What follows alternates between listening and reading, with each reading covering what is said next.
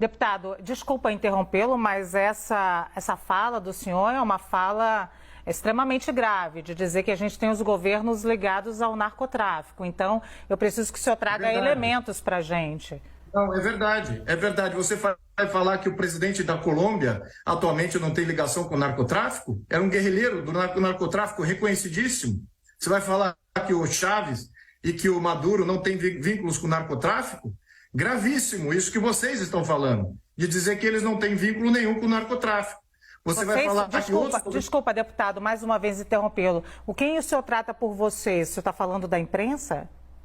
Sim, exatamente. Vocês estão defendendo aqui de que há governo... Deixa eu repetir para vocês entenderem perfeitamente o que eu estou dizendo.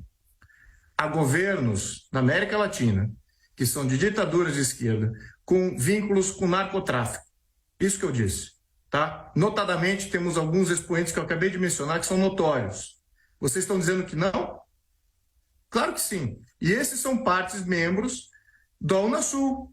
Então, é importante a gente entender quem são esses partícipes e por que a Unasul é criada. Segundo, a Unasul já é redundante.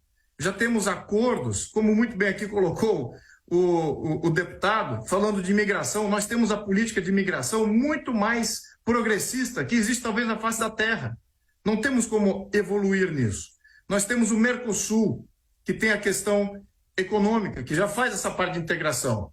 Então fica a pergunta, para que serve o Unasul, se não é um fórum destes regimes ditatoriais para estabelecer políticas públicas além daquelas que já foram estabelecidas por outros acordos? É um órgão redundante, é um órgão para fazer valer, no futuro, certamente, um agradecimento desse órgão na supressão das nacionalidades, como se fosse uma União Soviética. Isso aqui é o modelo. Claro que começa tênue, começa como uma coisa light, como sendo, todo mundo que participa está integrado à comunidade internacional. Isso é uma grande falácia. Muito pelo contrário, a comunidade internacional já abraçou o Brasil na sua questão bilateral, através de acordos bilaterais e não multilaterais, como está propondo aqui o deputado. Isso já está vencido. Nós temos aqui um século XXI. O século XXI é do Brasil agir como uma nação soberana. Ele pode ajudar os outros países como nação soberana. Ele não precisa se submeter a nenhum órgão internacional. É isso que temos que desvencilhar dessas ideologias que criam esse supranacionalismo, seja qual for o órgão, aqui o deputado mencionou vários, todos eles desmerecem as instituições brasileiras. Todos esses órgãos supranacionais desmerecem a democracia brasileira. É isso que eu defendo. Sim, deputado, eu preciso encerrar esse painel, mas claro que antes eu tenho que dizer que estou aqui democraticamente ouvindo sempre, e é o que eu faço todos os dias, os dois lados, setores progressistas e setores conservadores, e aqui nós nos limitamos a fazer perguntas e não defendemos nenhuma das bandeiras. Nesse momento, pelo menos aqui, eu ouvi os dois lados democraticamente. Inclusive, o senhor teve tempo até maior de falar. Era só uma pergunta, deputado. Acho que não tem a ver com a imprensa defender ou não um lado. Eu agradeço. Não sei porque foi interrompido tempo. Não sei porque foi interrompido e eu fui muito claro na minha afirmação de que há membros sim vinculados ao narcotráfico. Vocês sabem disso. Então, negando a minha afirmação, não acho que foi um bom serviço da imprensa nesse sentido. Nós trabalhamos aqui, deputado, na imprensa profissional com fatos e provas e dados, sempre. Bem fatos, bem divulgados. Muito obrigada, deputado.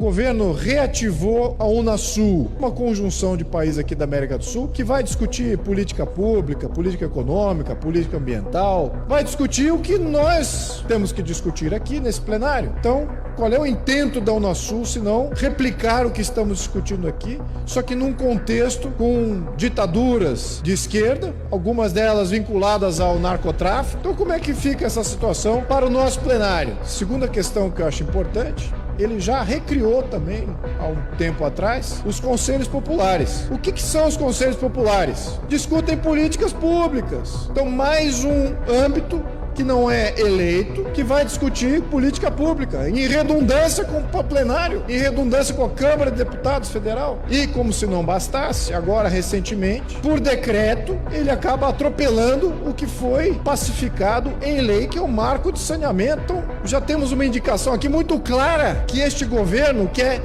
driblar todo o legislativo, seja por iniciativa própria, seja por criar âmbitos internos alternativos à Câmara, ou seja para jogar poder a um governo supranacional que vai discutir tudo que nós discutimos com ampla legitimidade do voto. Não existe nenhum país no mundo que possa ser comparado à Coreia do Norte. O país é literalmente uma amostra grátis para o século XXI de como a Alemanha nazista seria, caso tivesse continuado após 1945. O regime no país é um dos mais totalitários e autoritários em todo o mundo, onde a lealdade absoluta é sempre obrigatória, e o menor sinal de deslealdade para o comandante do país pode ser uma passagem sodida para um dos inúmeros campos de concentração do regime, onde você pode esperar um destino terrível que inclui fome, trabalho escravo, experimentos médicos obrigatórios, tortura constante e um risco de execução a qualquer momento sem nenhum motivo, dependendo apenas da boa vontade dos guardas. Na Coreia do Norte não existe nenhum julgamento justo, muito menos direitos humanos, e muitas milhares de pessoas estão vivendo nos campos neste exato momento, experimentando este inferno na Terra diariamente. Essas situações não remetem a um passado distante, elas estão acontecendo neste exato momento enquanto você assiste este vídeo. Obviamente você, ou qualquer pessoa que esteja presa neste país, pense rapidamente em fugir de lá o mais rápido possível. O único problema é que a Coreia do Norte é, sem sombra de dúvidas, o país mais difícil de se escapar. O motivo principal é que a Coreia do Norte não permite que você saia de lá. A pena por tentar sair de lá é severa, e os ousados o suficiente para tentar são condenados por traição. Quai, seu app de vídeos curtos.